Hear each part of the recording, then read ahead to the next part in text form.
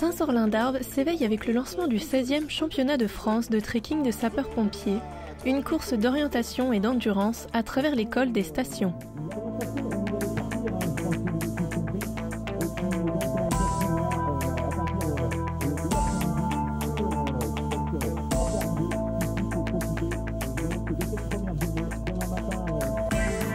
Les participants ne connaissent pas le parcours puisqu'il n'y a pas de circuit défini.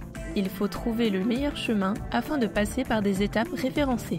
5, 4, 3, 2, 1, c'est parti!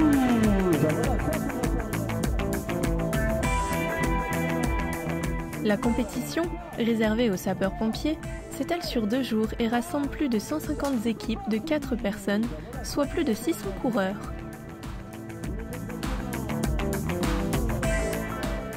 C'est à la lumière de leur frontale que les sapeurs-pompiers commencent leurs ascensions.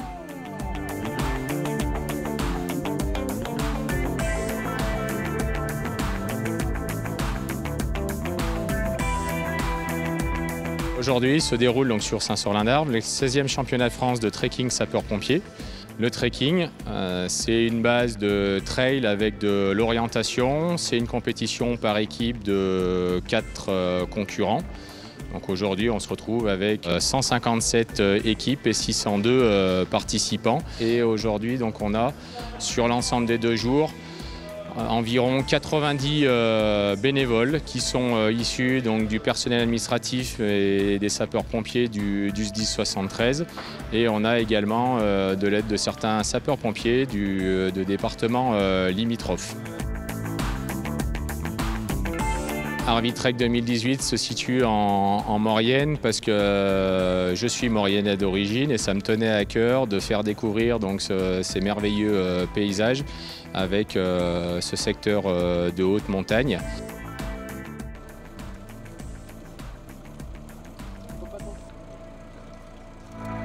Le jour commence à se lever et c'est dans le brouillard que grimpent les coureurs. Ils doivent effectuer 25 km par jour et 2500 mètres de dénivelé en moyenne avant de voir la ligne d'arrivée.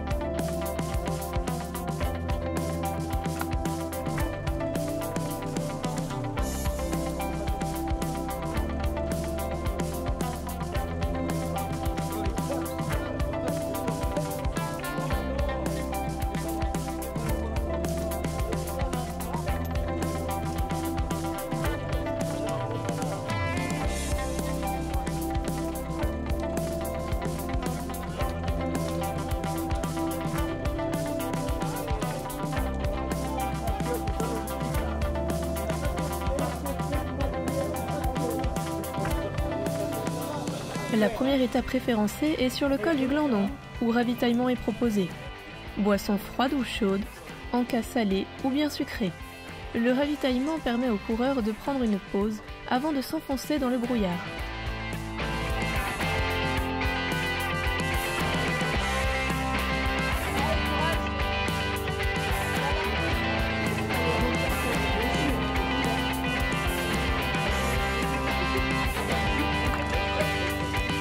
Certains sapeurs-pompiers ne participent pas à la course pour le titre de champion de France, mais pour des raisons plus personnelles.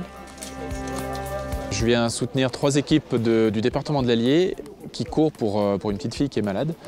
Une fille de pompier, la mienne, ma fille, qui est atteinte du syndrome de Rett, qui est une maladie génétique neurodéveloppementale. Et l'organisation du trekking de Savoie nous a autorisé à monter un stand, donc on sera présent sur l'arrivée et sur les 2 jours, pour vendre des tours de cou et également parler du syndrome de Rett. Les étapes ne sont données que par des coordonnées GPS, poussant les participants à se repérer grâce à une carte et une boussole. La recherche du parcours est une des épreuves difficiles de cette course.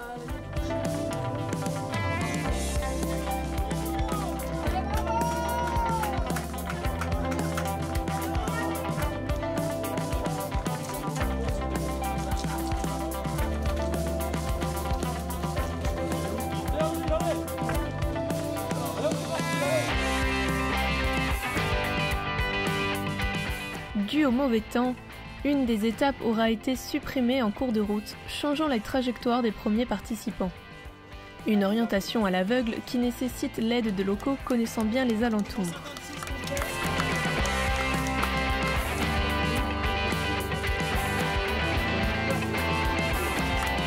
Malgré tout, la compétition attise la curiosité et l'envie de coureurs particuliers qui ne passeront pas la ligne d'arrivée.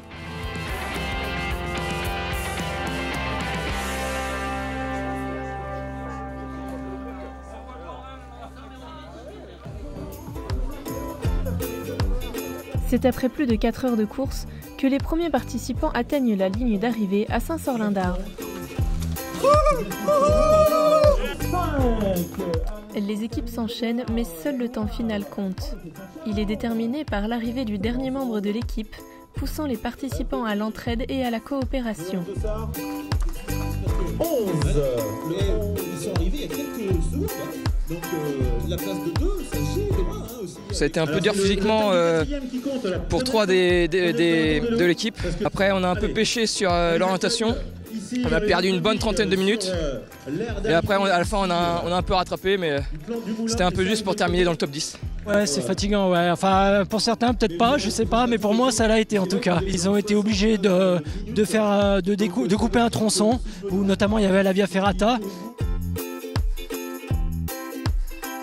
Ouais, je dirais que le fait que ça soit parti un petit peu vite, ça fait un petit peu mal derrière sur la deuxième grosse montée qui était bien technique avec pas mal de cailloux. Là où on a été dévié, il y avait du brouillard, donc par mesure de sécurité, on a fait machine arrière en gros, et donc on croisait les coureurs qui montaient.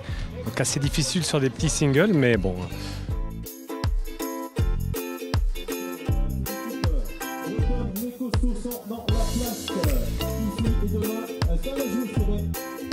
Après l'effort, le réconfort.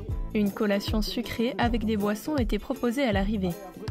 De quoi reprendre des forces et échanger sur les épreuves de la journée. Bravo à vous les gars. Et rien n'est perdu, hein. Rien n'est perdu. Et voilà, félicitations, bravo et on va... Toutes les équipes sont revenues le sourire aux lèvres. Une compétition qui se clôture dans la bonne humeur. Mais